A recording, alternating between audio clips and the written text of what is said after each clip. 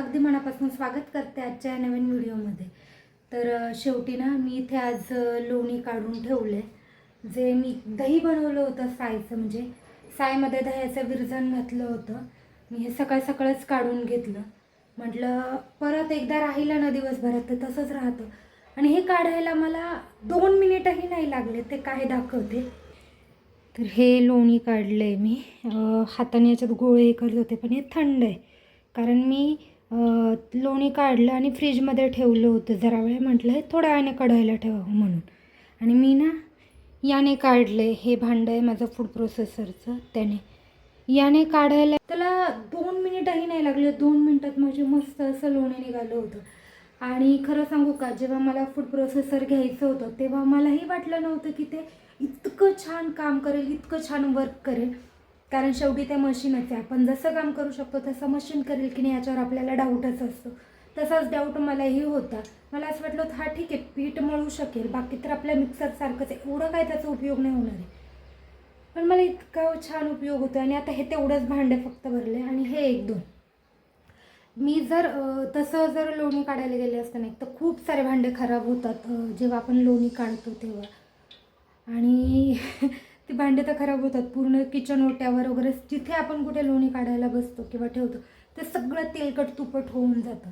पण याने काहीही माझं खराब न करता इतकं छान लोणी 2 मिनिटात काढलं। त्यामुळेच मी हे फूड प्रोसेसर पुन्हा वापरायला काढलं। म्हणून झोपलेली आहे तोपर्यंत मी हे कढायला ठेवते। आणि मी ना 1 मिनिट हे लिक्विड आपलं मशीनचं क्लीन करायचं, आपण काय म्हणतो मॅटिक वगैरे, डिटर्जंट आहे कपड्याचं। तर माझ्याकडे एक दुसरं डिटर्जंट आहे, त्याचा वास इतका विचित्र काहीतरी येतो। इतक्या पावसाळ्याचे दिवस आणि त्याचा वास ना अक्षरशः आधी स्टार्टिंगला कुबट येतो, नंतर छान येतो। तर त्या दिवशी म्हटले, म्हणजे वैतागले की ते दुसरं मागवूया रे, हे नको आता, ते मला तसंच ठेवून द्यावं लागेल। ते पाय पुसण्या वगैरे म्हणजे जे कापडं असतात आपली इतर जे पुसायचे वगैरे ते धुवायला वापरेल आणि कपडे आधी आणि धुते।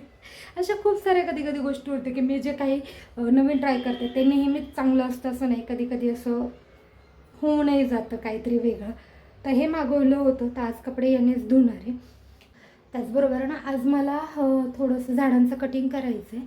सगळ्यात मेन तुळशीचं असं म्हणतात की लेडीजनी कटिंग करू नये, पण माझी तुळस ना बरीचशी अशी वाढली इकडे तिकडे आणि मी ती बाहेर ठेवलेली असते। त्यात पाणी थोडं जरी जास्त झालं तरी ती जळते आणि खूप प्रमाणात वाढली। तर आता मला कळत नाही मी नक्की काय करू। उद्या परत शुक्रवार आहे आणि माझं असं होतं की आता कट करून ठेवूया ना, म्हणजे शनिवारी आपली एकादश आहे, आषाढी एकादश। तर मग विठ्ठलालाही व्हायला काम येईल। तर मग आता मी विचार करते की मीच माफी मागते, प्रार्थना करते तिच्याजवळ आणि मीच कट करून ठेवून देते फ्रीजमध्ये। परवा ती कामी येईल, कारण उद्या परत शुक्रवारी कापतात की नाही हे मला माहिती नाही, त्यामुळे आज कट करून घेते त्याला।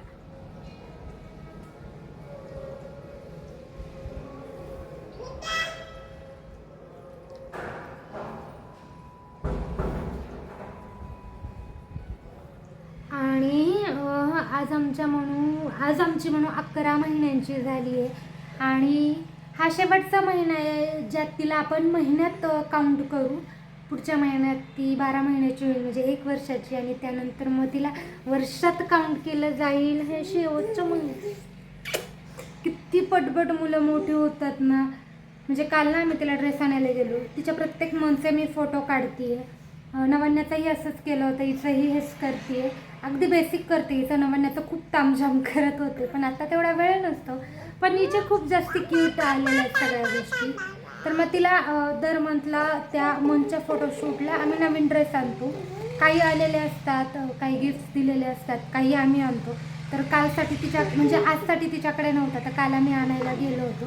तर कालपासून ना डोक्यात ही गोष्ट सतत येते की हा शेवटचा मंथ आहे की ज्यात आम्ही हिला मंथमध्ये काउंट करणार आहे। लागलं का?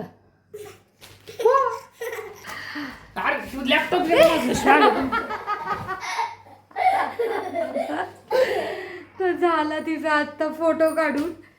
आणि हा तिचा ना शेवटचा महिना आहे ज्यात तिला आम्ही महिन्यात काउंट करणार आहे। पुढच्या महिन्यापासून तुळजा वर्षात काउंट होणार आहे। तुम्हाला काय वाटतं याच्यावर? काय वाटतंय तुम्हाला याच्यावर?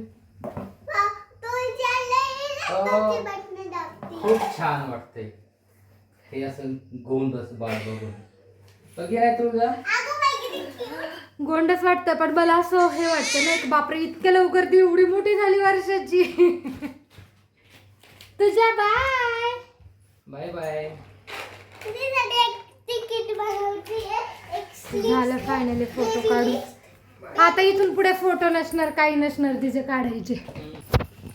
आणि